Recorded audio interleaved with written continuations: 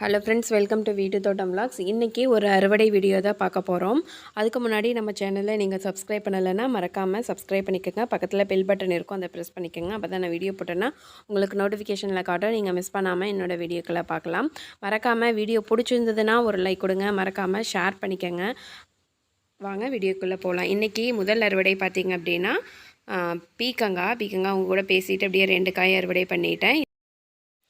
இன்றைக்கி ஒரு 6 காய் இருக்குங்க. அதையுமே அறுவடை பண்ணிக்கலாம். நம்ம காய்கள் எல்லாமே அறுவடை பண்ணும்போது பார்த்திங்கன்னா கிட்டத்தட்ட ஒரு 10லேருந்து 12 காய் வரைக்குமே அறுவடை பண்ணியிருக்கோம். நிறைய பார்த்திங்கன்னா ஒரு 15 காய் பக்கமாக அறுவடை பண்ணியிருக்கோம். இடையில பார்த்திங்கன்னா இப்போ மழை பெஞ்சிட்டே இருந்தது. அதனால் காய்கள் பார்த்திங்கன்னா கொஞ்சம் அழுகிருக்க ஆரம்பிச்சிருச்சு. அது இல்லாமல் கொஞ்சம் சீக்கிரமாகவே முத்துறதுக்கு ஆரம்பிச்சிருச்சு. அதனால் பார்த்திங்கன்னா நான் இடையிலையும் காய்கள் எல்லாமே பொறிச்சிட்டேன். அதனால் கொஞ்சம் டைம் பார்த்திங்கன்னா கொஞ்சம் காய்கள் கம்மியாக தான் இருக்குது. இப்போ பார்த்திங்கன்னா இந்த செடியில் ஒரு பாவக்காய் இருக்குது. அதையும் அறுவடை பண்ணிக்கலாம். இன்றைக்கி பீக்கங்காய் பார்த்திங்கன்னா கொஞ்சம் கம்மியாக தான் இருந்தது. ஒரு 6 காய் இருந்தது, அதையும் அறுவடை பண்ணிட்டோம். பாவக்காய் பார்த்திங்கன்னா ஒரு 3 காய் தான் இருக்குது. மீதி எல்லாமே பார்த்திங்கன்னா எல்லாம் பிஞ்சாக இருக்குது.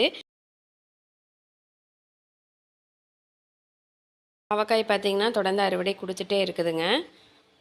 அடுத்தது பார்த்திங்கன்னா தொடர்ந்து அப்படியே லைனாக என்னென்ன காய்கள் இருக்கோ அது எல்லாமே அறுவடை பண்ணிட்டு வரேன். நம்ம ஒவ்வொரு இடத்துலையும் பார்த்திங்கன்னா அங்கங்கே எல்லா செடிகளுமே இருக்குது. ஒவ்வொரு டைம் போய் பண்ணிகிட்டு இருக்கும்போது அறுவடை பண்ணும்போது பார்த்திங்கன்னா லேட் ஆகுது. அதனால் நான் லைனாக என்னென்ன காய்கள் வந்து அறுவடைக்கு தயாராக இருக்கோ அது எல்லாமே நான் வந்து லைனாக இந்த டைம் அறுவடை பண்ணியிருக்கிறேன். இப்போ பார்த்திங்கன்னா கத்திரிக்காய் வந்து அறுவடை பண்ணிக்கலாம். கத்திரிக்காய் வந்து நல்லா கொத்து கொத்தாகவே எல்லாம் பிடிச்சிருக்குது. அதையும் வந்து ஓரளவுக்கு பெருசாக இருக்கிறது எல்லாமே பார்த்திங்கன்னா அறுவடை பண்ணிக்கலாம். இன்றைக்கி பார்த்திங்கன்னா விஜயதசமி. இன்றைக்கி படையல் போடுறதுக்கு ஒரு 1/4 கிலோ அளவுக்கு கிடச்சிருக்குது. பரவாயில்ல.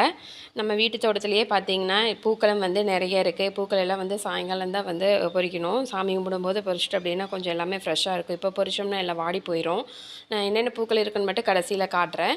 இப்போ வந்து காய்கள் எல்லாம் அறுவடை பண்ணிவிட்டு அப்படின்னா நம்ம சமையல் செய்கிறதுக்கு வந்து யூஸ் ஆகிக்கலைங்களா. அதனால் நான் வந்து இப்போ அறுவடை பண்ணுறேன். நான் அப்படியே வந்து வீடியோ போடலான்னு சொல்லிவிட்டு அப்படியே வீடியோ எடுத்துகிட்டு உங்களுக்கு காட்டிகிட்ருக்கேன்.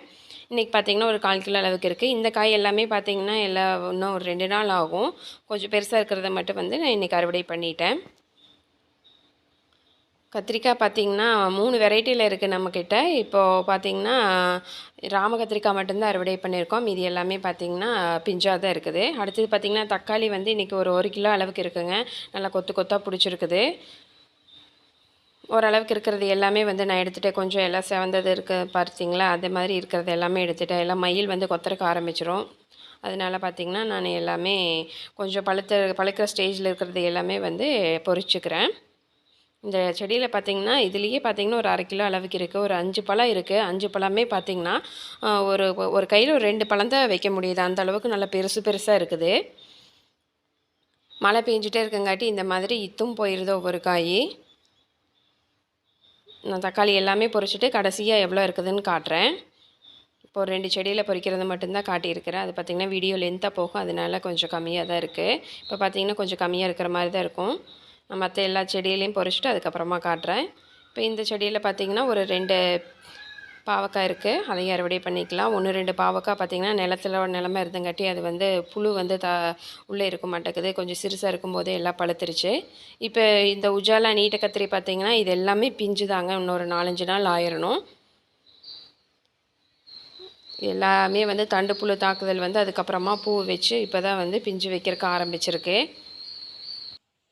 அடுத்தது பார்த்திங்கன்னா நம்ம வீட்டு தோட்டத்துலேயே காலிஃப்ளவர் ஒரு 5-6 காலிஃப்ளவர் வந்து பூ வைக்கிறதுக்கு ஆரம்பிச்சிருக்கு. இன்னும் ஒரு 2 வாரம் ஆயிருங்க நம்ம இதெல்லாம் அறுவடை எடுக்கிறதுக்கு. பக்கத்துலேயே பார்த்திங்கன்னா மக்காச்சோளம், அதுவும் பார்த்திங்கன்னா பூ வச்சிருச்சு. சைடில் பார்த்திங்கன்னா கருது விடுறதுக்கு ஆரம்பிச்சிருக்குது இப்போ தான். இதுலேயும் பார்த்திங்கன்னா மக்காச்சோளத்துலேயும் எல்லாம் புழு விழுந்து வளர்ச்சி வந்து ரொம்ப கம்மியாக தான் இருக்குது. ஒரு 5 அடி ஹைட்டில் தான் இருக்குது. இல்லைன்னா கிட்டத்தட்ட பார்த்திங்கன்னா ஒரு 6-7 அடிக்கு மேலே போகும். இப்போ பார்த்திங்கன்னா இந்த புழு வந்து நிறைய வந்து குருத்தியவே நல்லா சாப்பிட்டங்காட்டி அதோட வளர்ச்சி வந்து கம்மியாயிடுச்சு. இப்போ சிறுசுலேயே பார்த்திங்கன்னா பூ பூத்துருச்சு. இப்போ இந்த இடத்துலையும் பார்த்திங்கன்னா மயில் வந்து ரொம்ப அதிகமாக இருக்கிறதுனால இலையில ஃபுல்லாக கொத்திருக்குது. அந்த பூ வந்து நீ எப்படி அதுக்கிட்டேருந்து காப்பாற்றுறதுன்னே தெரியல. இலை பார்த்திங்கன்னா நிறையா கொத்திருச்சு. பக்கத்துலேயே பார்த்திங்கன்னா ஒரு செடி அவரை இருக்குது. அதுலேயும் பார்த்திங்கன்னா காய்கள் 1, 2 இருக்குது. அது எல்லாமே அறுவடை பண்ணிக்கலாம். செடி அவரை பார்த்திங்கன்னா பூக்கள் நல்லா கொத்து கொத்தாக பிடிக்குங்க. அதே மாதிரி காய்கள் பார்த்திங்கன்னா கொத்து கொத்தாக பிடிக்கும். இன்றைக்கி முதல் அறுவடை. அடுத்தது பார்த்திங்கன்னா இந்த இடத்துல பவானி குண்டு கத்திரிக்காய் இருக்குது. இதில் பார்த்தீங்கன்னா இதுலேயுமே எல்லாம் தண்டுப்புழு வந்து இப்போ தான் வந்து நிறைய வந்து பூக்கள் வைக்க ஆரம்பிச்சிருக்கு. இன்னுமே பார்த்தீங்கன்னா புழுக்களோட தாக்கம் வந்து அதிகமாக தான் இருக்குது. வேப்பெண்ணெய் கரைசல் தெளிச்சிக்கிட்டே தான் இருக்கேன். அப்பவும் பார்த்தீங்கன்னா ஒரு செடி விட்டு ஒரு செடி போயிட்டே இருக்குது. கீழே பார்த்தீங்கன்னா நிழலில் வந்து கொத்தமல்லி போட்டு விட்டுருந்தேன். அதுவுமே நல்லா முளைச்சி வந்திருக்கு. அடுத்தது பார்த்தீங்கன்னா இந்த இடத்துலையும் பார்த்தீங்கன்னா செடி அவரை தான் இருக்குது. இதுலேயும் பார்த்தீங்கன்னா 1, 2 காய்கள் இருக்குது. இன்றைக்கி செடி அவரை பார்த்திங்கன்னா முதல் அறுவடைங்காட்டி ஒரு 1/4 கிலோ அளவுக்கு இருக்குது. இனி வரக்கூடிய வாரத்தில் பார்த்திங்கன்னா பூக்கள் நிறைய இருக்கிறதுனால காய்களும் வந்து இனி அதிகமாக இருக்குங்க. மழை வந்து பேஞ்சிட்டே இருக்குங்காட்டி பாதி பூக்கள் வந்து கீழே விழுகிறக்க ஆரம்பிச்சிருக்குது. இப்போ இனி வந்து மழை ஸ்டார்ட் ஆயிடுச்சு இல்லைங்களா, இனி வந்து நம்ம என்ன தான் மருந்து அடித்தாலும் வந்து இந்த மழையினால் பூக்கள் வந்து விலகத்தான் செய்யும். அதிலிருந்து மழையிலேருந்து தப்பிச்சிருந்த பூக்கள் தான் வந்து காயாக நம்மளுக்கு மாறும். இப்போ பார்த்தீங்கன்னா நான் இந்த செடியிலேயே பாருங்கள் எந்த அளவுக்கு காய்கள் வந்து நல்லா பிடிச்சிருக்கு அப்படின்னு. இதுலேயும் பார்த்தீங்கன்னா புழுக்கள் வந்து வைக்கிறக்கு ஆரம்பிச்சிருதுக்கு. அந்த இலையில பார்த்தாலே தெரியும் ஒவ்வொன்றில் எல்லாம் கடிச்சிருக்குது. அப்படி இருந்தாலே பார்த்திங்கன்னா நம்ம வேப்பெண்ணெய் கரைசல் தெளிக்க ஆரம்பிச்சிடணும். இல்லைன்னா அந்த புழுக்கள் வந்து அந்த காயிலையும் வந்து நிறைய விழுந்துருச்சு அப்படின்னா அந்த காயெல்லாம் அப்புறம் ஆகாமல் போயிடும்.